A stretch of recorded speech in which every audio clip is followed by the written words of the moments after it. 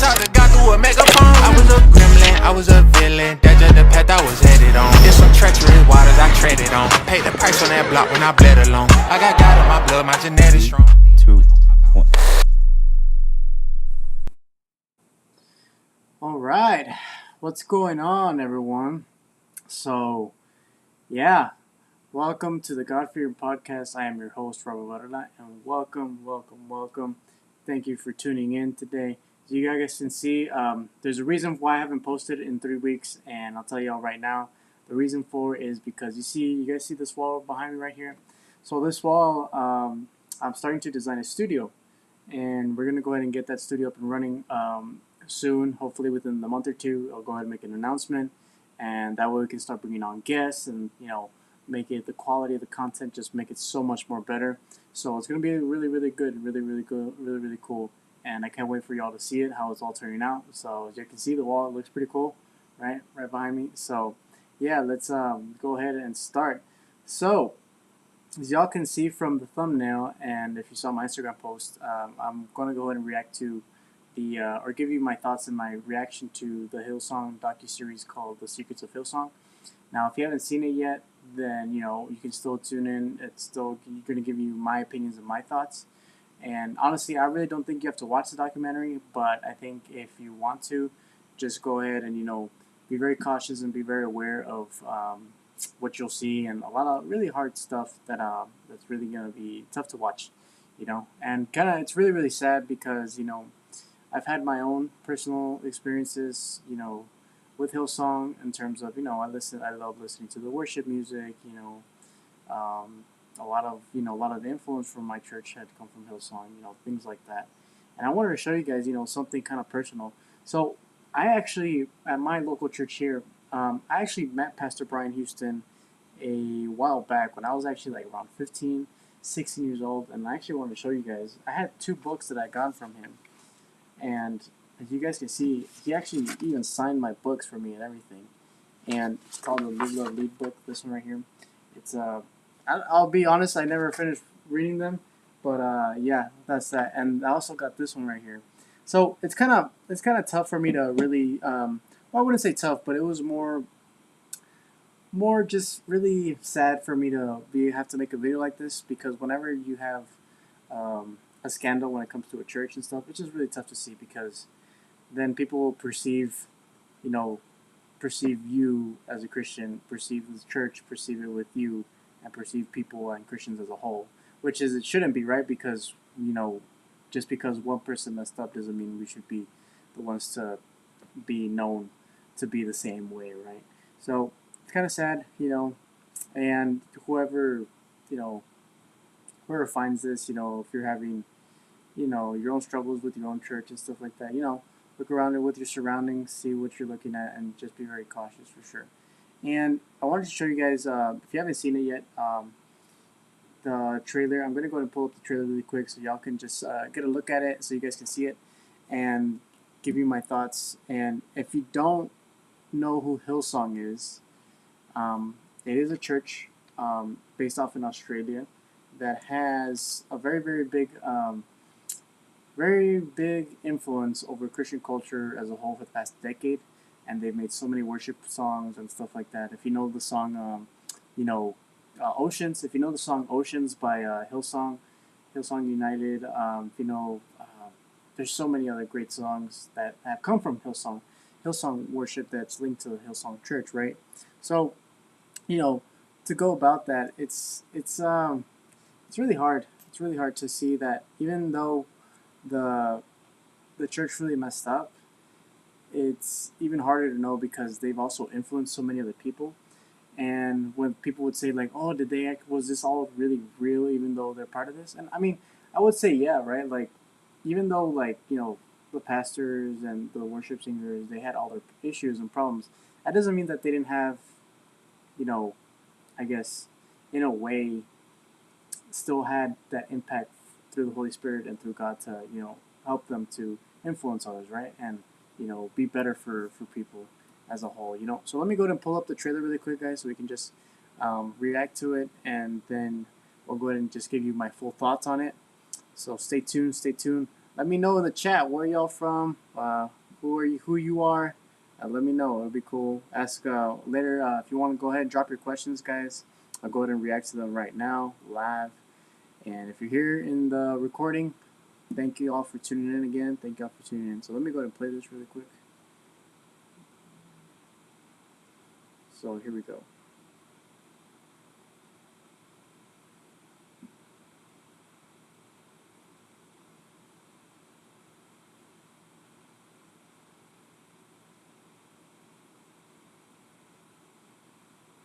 Wait, 1 second, guys. Okay, sorry about that. The truth doesn't go anywhere just because you cover it up. I don't like you, but I love you. Hillsong is a megachurch, and Carl Lentz is the celebrity pastor. Carl, he's so charming. People idolize him. There is a sense that pastors can be hot. He was so special. It was cool. Carl was this mega superstar, Treat me badly. and then he just disappeared. You do not want to be in this chair. I cannot stress it enough. You really got a hold on me. I had some major lies. He said, I have been unfaithful. You really got a hold on me. Carl was fired by Hillsong leader Brian Houston, but there was something larger happening at this church. People were putting things together. Brian's unraveling was bound to happen. They were protecting something. What are they protecting? I wanna leave you. Don't wanna stay here. Brian's pushing people to the limit. Hillsong culture is loyalty to Hillsong. There was a series of violent criminal acts against children. Did you cover up your father's sex abuse? They had meetings about not telling anyone. You really got a hold on me. It's child abuse, labor abuse, sexual assault. You really got a hold on me. We are fearful of what is ahead. I've never seen anything like this.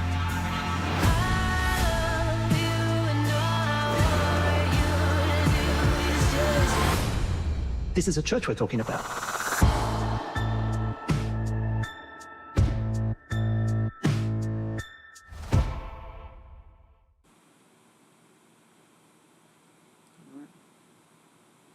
Yeah, there you go, man.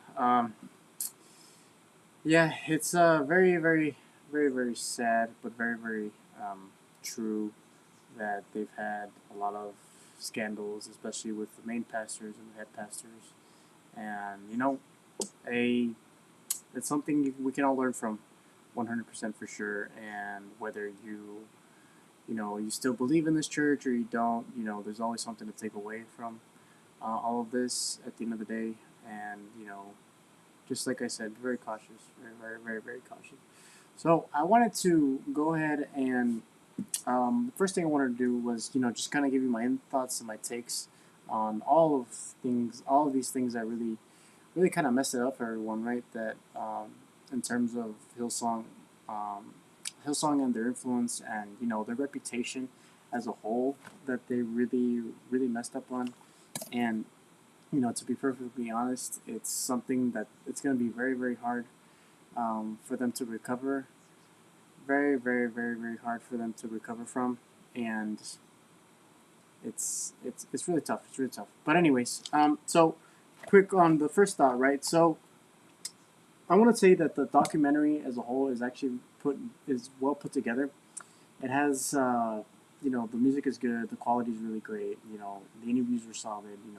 Things like that were really, really great, and it's really, really cool to know that you can do a documentary like that, and even on something like that that's kind of hard to watch, you can definitely do. And with anything, right? Especially even in a Christian setting, that's not exactly the best thing. But anyways, and so one of the things that I actually really didn't like from the documentary was they really presented. I don't want to say. Well, I'll say it. They really presented an agenda, and if you watch the first episode, they really put a lot of stuff out there when it comes to the LGBTQ community and a lot of the BLM, Black Lives Matter stuff, that, if I'm being completely honest, it's not exactly the best of things for them to put out when it comes to a documentary, because I'm assuming they expected a lot of people to watch that weren't Christians. But, as Christians, we were going to watch it, right? And the problem was that one of the ladies said that, the church has not caught up with, you know, the entire LGBT stuff and the Black Lives Matter stuff. And to be perfectly honest, like, first of all, in picking at the LGBT stuff, it's like, okay, the church hasn't caught up, but guess what? The church is never going to catch up. Why? Because that's what we believe in, you know. We believe that marriage is between one man and one woman, and then we believe that, you know, the whole LGBTQ stuff is not, you know, godly, and it's a sin, you know. And to put it very bluntly, it's not something that we accept as Christians. And of course, you know, people are going to take all this kind of context. Oh, you hate, you know, these type of people. No, no, I don't hate anyone, right? But I just don't accept that sin, right? You know, we love the person. We just don't. We're not affirming. We're not accepting of their sin. And guess what? We never will be. We never will be, because we can't be. We can't be. And if we were, then guess what? We'd be like everybody else out here. We'd be like everybody else. So that's my first take on the first episode. I also put down. So, in watching the entire documentary, right, it's very important to see that, or to understand that, no matter who is in a position of power, who is, you know, in a position where they have a lot of influence, and you look up to them, and you know, you wish you could be like them and stuff like that. It's not. It's not that, you know, you can't admire someone and, you know, admire their, you know, who they are, how they've come from. It's not that you can't do that. But I think the problem with the church that happened as a whole at Hillsong was that they really they idolized these people, man. They really idolized Carl Lentz, you know, because he was a celebrity pastor. He was the superstar, you know, the Wonder Boy, the guy that really had it all together, you know. And of course, in seeing this documentary, we know that he wasn't perfect, you know. He wasn't someone that was struggling, that was in a dark place for a really long time. And it shows in the documentary his whole history of, you know, sexual assault and, you know, things like that really hurt him leading up to his adult years. And it's important not to idolize someone just because they're on such a high skill, because we make the mistake of, you know, oh wow, this person that, but then something comes out from them and it's just like, what, you know, because they're all human too, man. We're all humans too.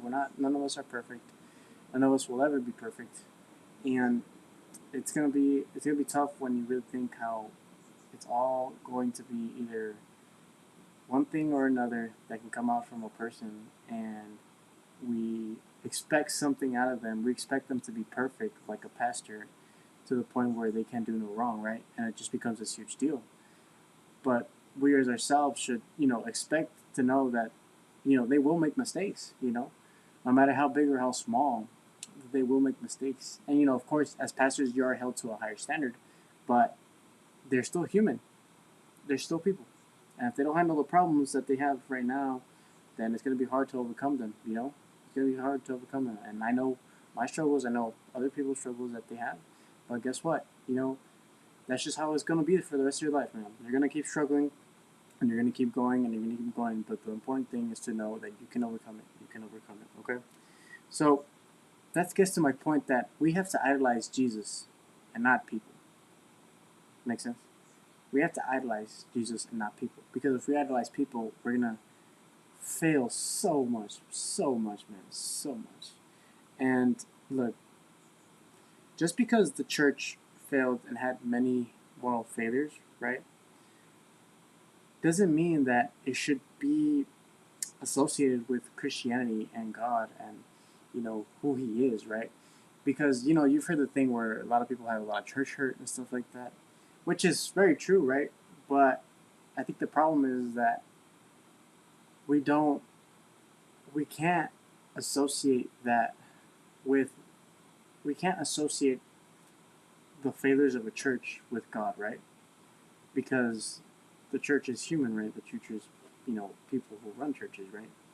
But we can't associate that with God because, you know, God is the perfect being and we're not. Okay? We're not. So we have to be very, very careful in thinking that it's all perfect, or it should be perfect, but it's not. Because if you believe that, then guess what? you're gonna fail. You're gonna be let down, and you're gonna be disappointed all the time. You know, all the time, all the time. So, um, one of the things that I thought was very, very, I want to say obnoxious or just damn near frustrating was the fact that there was a part where these people that were volunteering at the church, they were making it seem as though they were being taken advantage a lot. And I get in a way where you can be taken advantage of in a setting like that. But I think the issue is that for me, because I volunteer at my local church and stuff, one of the issues is that we can always say no. You know, we can always be like, no, I'm not gonna volunteer that day. I'm not gonna want to do that this day or that day. I'm not gonna do that event. I'm not gonna do this event. You know what I mean? Like, it's very, very, very, very, very tough to be able to explain it, but you can say no. Okay, don't be coming out here and blaming other people for you having to volunteer at church and that you can't get away with this or you can't get away with that, or you feel like you're forced, because you're not forced. You're not forced. And if you were forced, then you'd probably be a slave at that point, right? So we have to take that into account where I feel like they made it seem as though you were being taken advantage of, but also to the point where like you couldn't do anything about it, which is not true, right? Because you could have easily, whoever was volunteering could have gone up and not volunteered. That's simple. Not volunteered.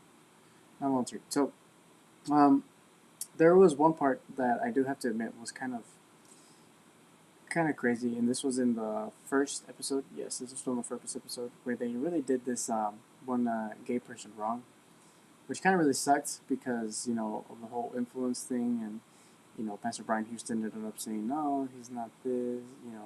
We've never done this with a person, and that's that effectively says they are part of that community and that they were on the worship team. And Pastor Brian came out and said that that's not true, which it was true because it says that in the documentary, right? And little things like that was kind of sad, and you know it's just gonna keep going, man. It's just gonna keep going, where we have to really stand for our faith when it comes to these issues, because if we don't, no one else is going to. And I'll tell you that much, that it's a struggle these days to be able to say your opinions, but if you can get on a platform and tell your opinions, it's good to have conversation, things like that, right? So, one of the next things is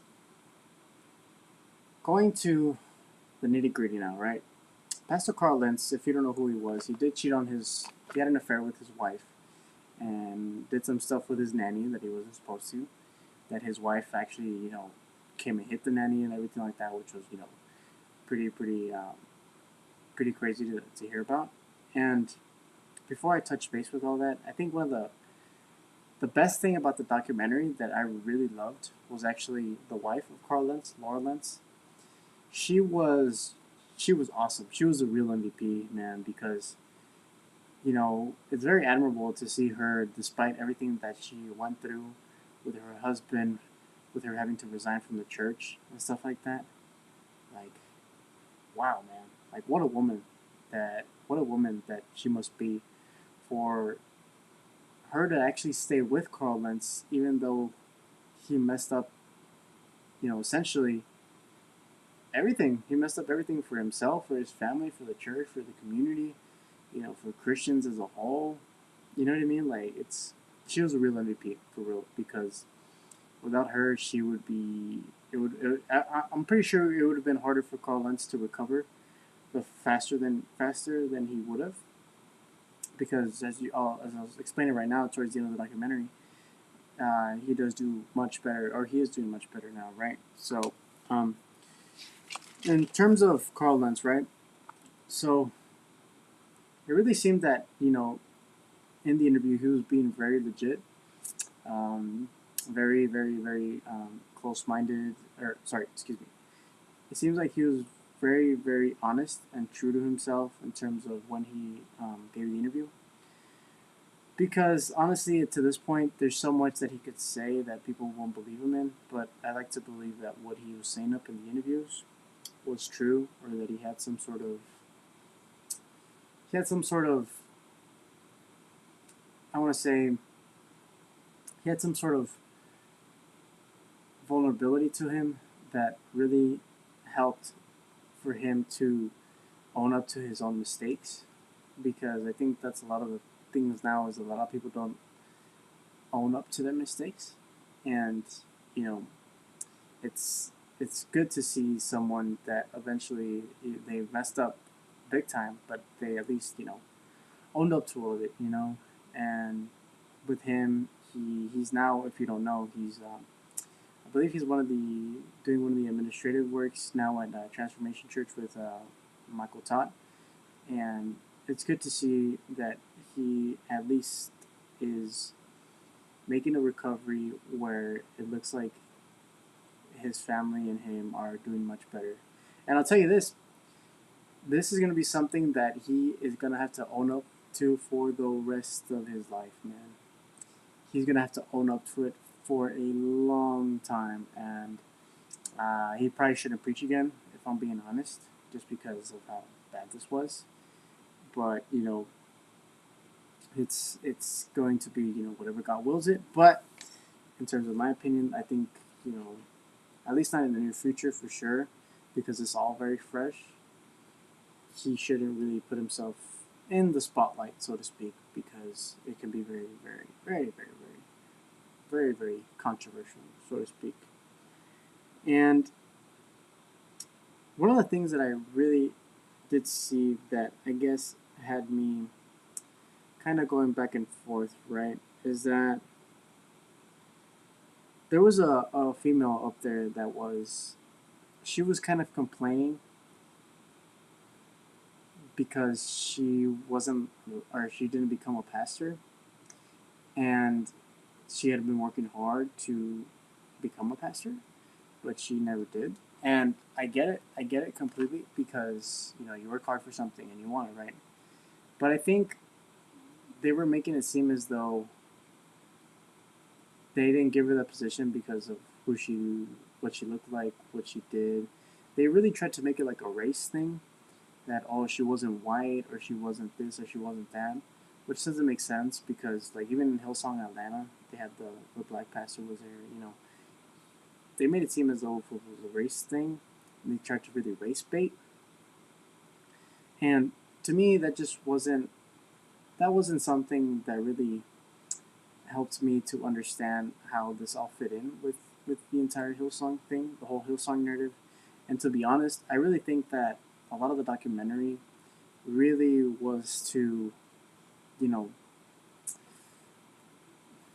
really expose more and expose more people into Christianity and how it is and things like that, which I think was a very bad take on them and the creators of the documentary.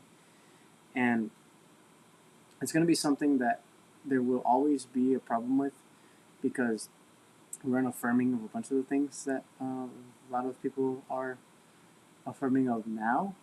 But you know what? It's something we're going to have to deal with for a very long time, and it's not going to go away. But at the end of the day, I believe that we can proceed and defend ourselves in our faith and everything else.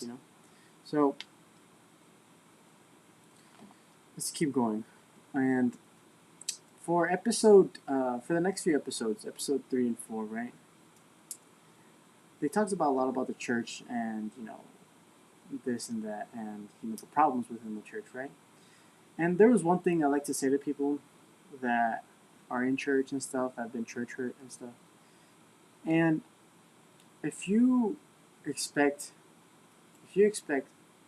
for there to be a perfect church, guess what? You're never going to find it.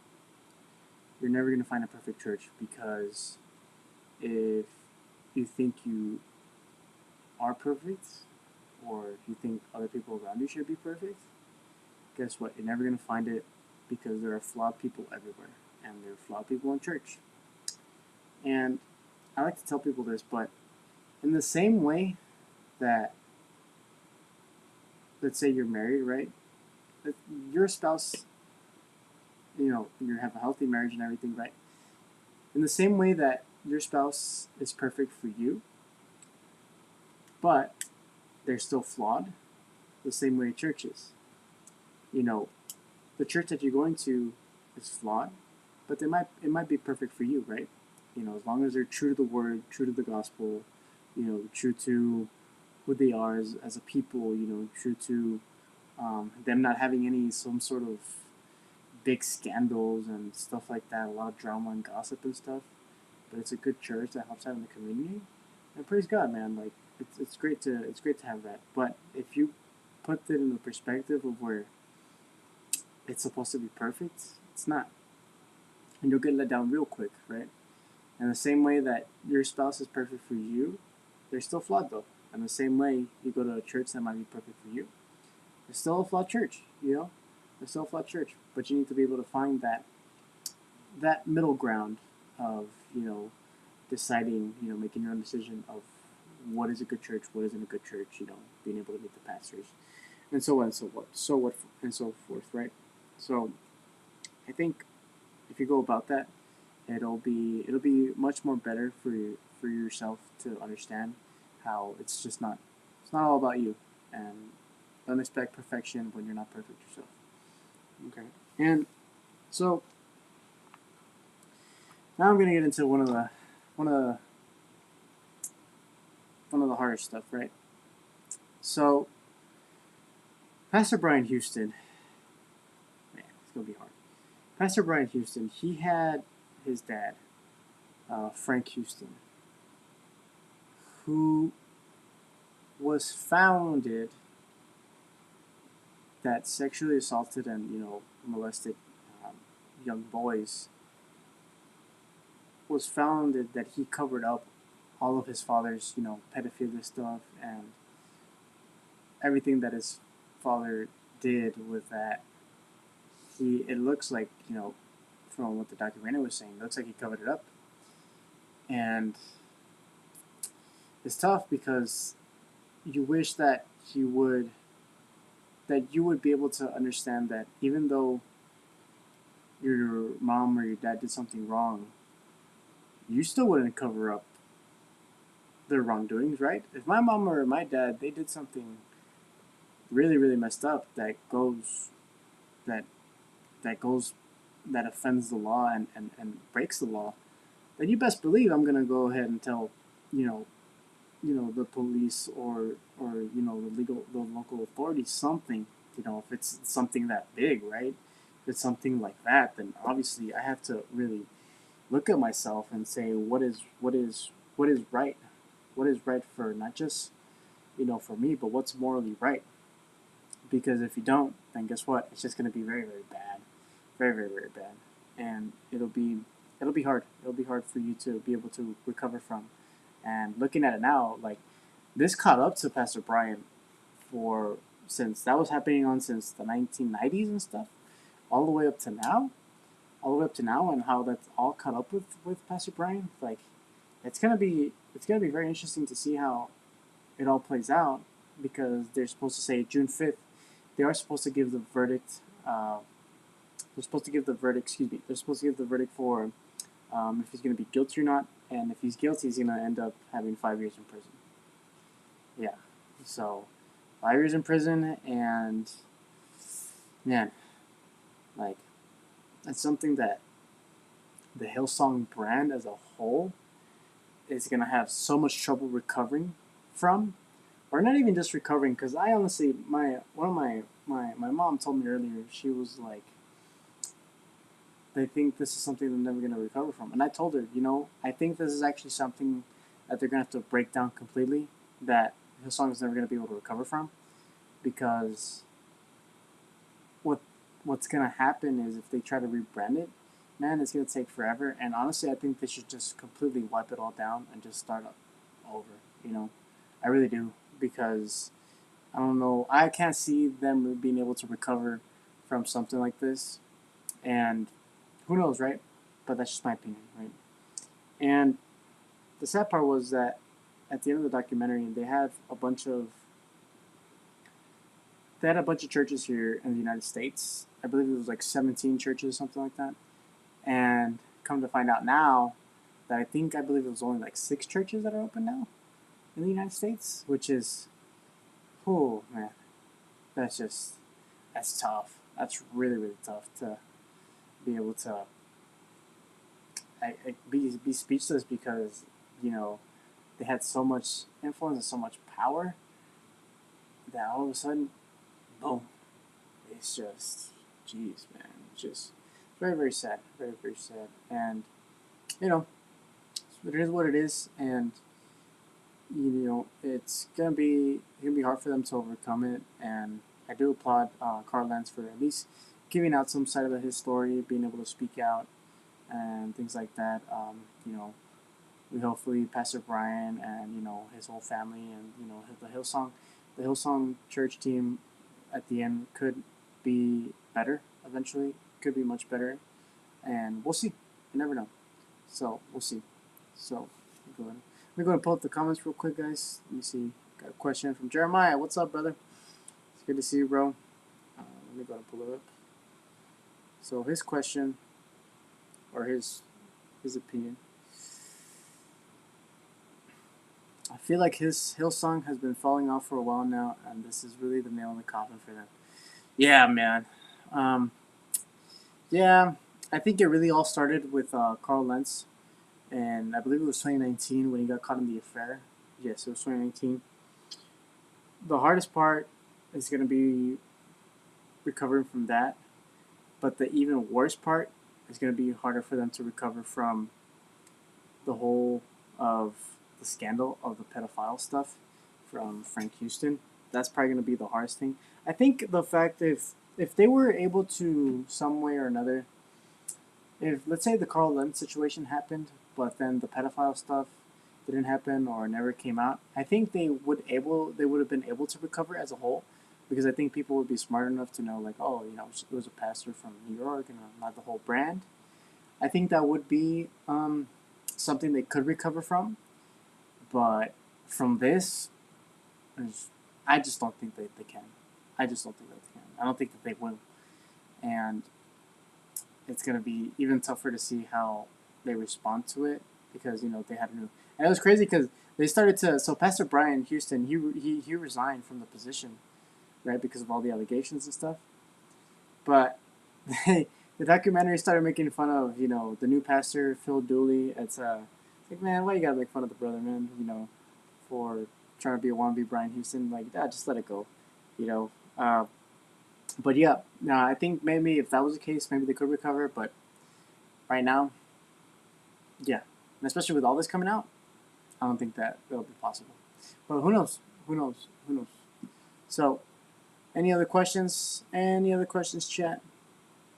Any other questions? Go ahead and let me know.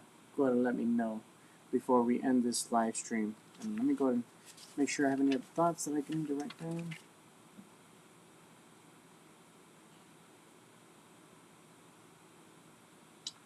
So, it's really good to see that Pastor Carl Lentz, he was able to recover. And there was one part that really gave me hope, is there is a point where he did say, hey, all I need right now is these 5 people here, which he was calling about his family, which is awesome, man, because I think the celebrity pastor stuff, you know, really got to his head with, you know, Justin Bieber and, you know, Tyson Chandler and Kevin Durant and all these people that he was supposedly becoming. It's a wonder to see how it could all get to your head really quick, you know, when you have that level of success.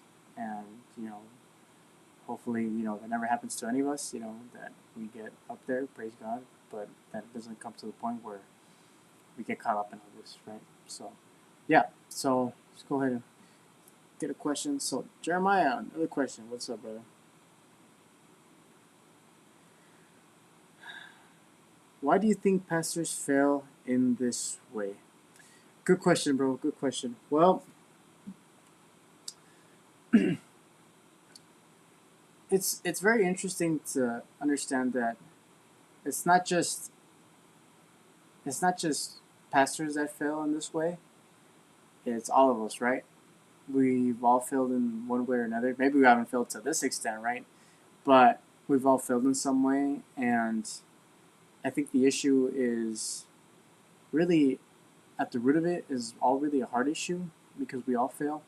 And specifically about pastors, I think really, I wouldn't say there's one reason to it, but I think that sometimes when we look at pastors, we expect them to be perfect in every way and to have all the answers.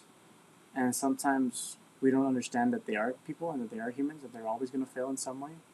And, you know, we have to be able to understand that when they do fail. Now, of course, I think one of the things is that a pastor, because they do uphold the standards to all of us, right? And they do upstand the standard to the Word of God and everything. Of course, they shouldn't have. I don't think they should fail. They should have a point to where they fail in this way so drastically, where they like really stumble into like an affair, or to, in this case, Pastor Brian Houston's downfall with the whole his dad being a pedophile and covering it all up. Like that stuff is just really, really extreme, man. That stuff is really extreme, and for pastors alone, and for all of us, I think really it is at the heart of it. It's really is in our hearts and in our minds, and I think we all fail because we are people, and with pastors specifically, though, I think sometimes we expect them to be perfect, and I think that sometimes we keep the expectations so high that we don't realize it that they still meet us at the same level we are, no matter that they're pastors, right? So that's how I will look at it, bro. Is it something that you should be very aware of when it comes to what church you go to? 100%, because you also don't want to have that type of influence, that type of pastor, surrounding you, because it can influence you and it can get very toxic real quick, really quick. That's why I say, man, look, no church is ever going to be perfect. Like, let's get that out the way. No church is going to be perfect. No church is going to be perfect. But just in the same way that, if you have a spouse and you're happily married, that your spouse is perfect for you, but they're still flawed. They're still flawed. The same way it is with the church. The church is perfect. The church that you go to might be perfect for you, but it's still flawed. So don't have all these crazy expectations that, you get disappointed. In terms of your pastors, you should have good expectations of your pastors, right? Because they are your pastors. But don't set it to a bar so high that, man, like, what? It's gonna be tough, to oversee and give a perspective on those pastors. But take it all with a grain of salt in terms of meeting the perfect expectations for them. And honestly, I think for all of us and for pastors, especially for pastors, it really is a hard issue. I think at the root of it, it really always a hard issue. But that's just my opinion. So yeah, any other questions? Drop them in the chat. Before we get out of here. Any other questions before we get out of here, guys? And just to update y'all, yeah, the studio is hopefully going to be launching here soon, within a month or two. So I'm going to make a decision on that, and we get the ball rolling. And of course, the whole point of this podcast is to get interviews and get people on here, and I think it'll be a lot of fun to really get different perspectives from different people, and it's gonna be cool, man. We're gonna start talking about different topics such as the controversial stuff, right? The whole the LGBT stuff, the racial issues, the manly issues and the woman issues, like the Andrew Tate stuff, right? The political issues here in America, it's very tough right now, right? And even things biblical stuff such as the mentorship and living with integrity and honor and stuff like that, and dating. That's gonna be a lot of fun, and trials and tribulations, stuff like that. And it's gonna be really, really, really good to see. So we got a question. Let's see, what do we got? What do we got?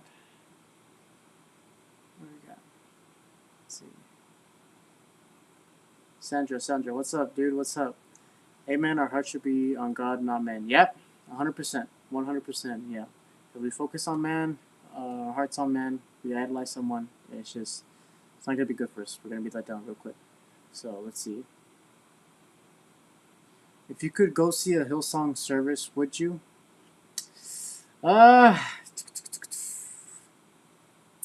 Interesting question. Would I?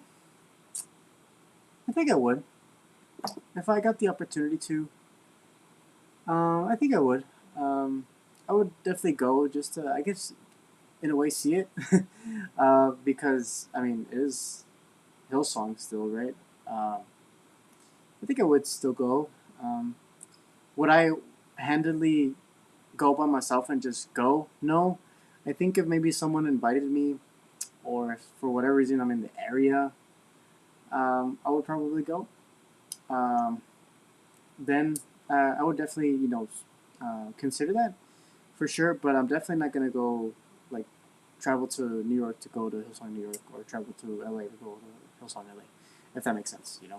Uh, would I still go? Would I be open to it? Yeah, 100%, 100%, 100%, and yeah, 100%. It's just I myself, I'm not gonna be going anytime soon, or wanting to go anytime soon, especially with all this, right? But yeah, would I be open to it? Yeah, sure. I would go.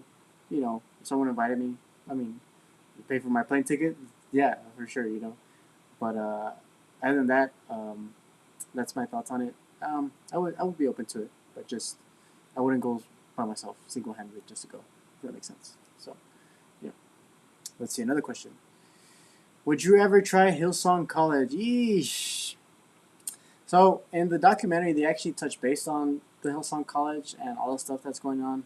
I know, Sandra, you said you've gone to Hillsong College, so I would love to get the chance to talk to you how that must have gone. I honestly, I don't know, man. I think I like to think I would say no, just because in the documentary they did put out some stuff and um, about the college and stuff. Which I mean, it's not a deal breaker for me. But first of all, I don't even know if I would want the sacrifice of paying all the way to go over there, you know, and doing all that over there. I don't even know. Like, um, I don't know. For me, uh, I, I guess would I try it? Like maybe a class or two, I guess. But that's to the most extent. I don't know about actually going to the college and actually like being there for like 2 3 years. I don't know. And but that's just me. And I think honestly because there's some I think being here locally, um, there would be I don't know something.